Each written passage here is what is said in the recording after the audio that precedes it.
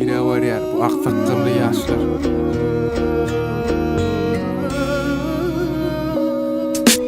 Elin çizgilerini seret, yüzün yığırdığını seret. Yönü ölüm seneni tapmarsın, gözün açıp yaksın geçer.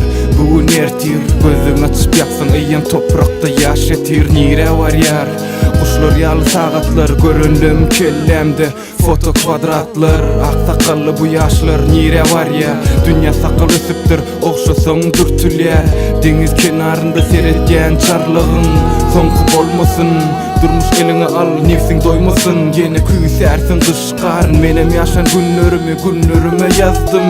Salami verdim size, belki yolda avlanandır kuşlarım. Uzaktan hatçağa gelse, menem degencimden uçarın. Gözüm açıp yak gör, dünya neyli dünya. Nire var ya bu dünya, nire var ya. Gözün açıp yak gör, dünya neyli dünya. Nire var ya bu dünya, nire var ya.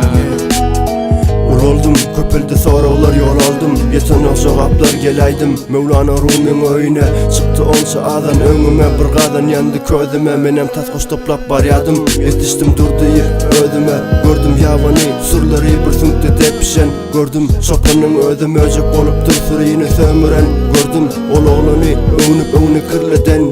Nemetçek birden yarı yolda kutorsa dem. Dertli ip içille zeher uğradı ten beden. Her ayal gıydeminde ansat elleden. Seyretmedim depe çıkıp barsı geçti gözümden. Bu kelle yerleşen gitti gitsin dilleşen. Kalacak bayanımda olur onsuz da mengdeşem. Nire baryan olsa barsın ayakta dun kalanı hiçendem. Olur bağ olonsan doğallım atam enem.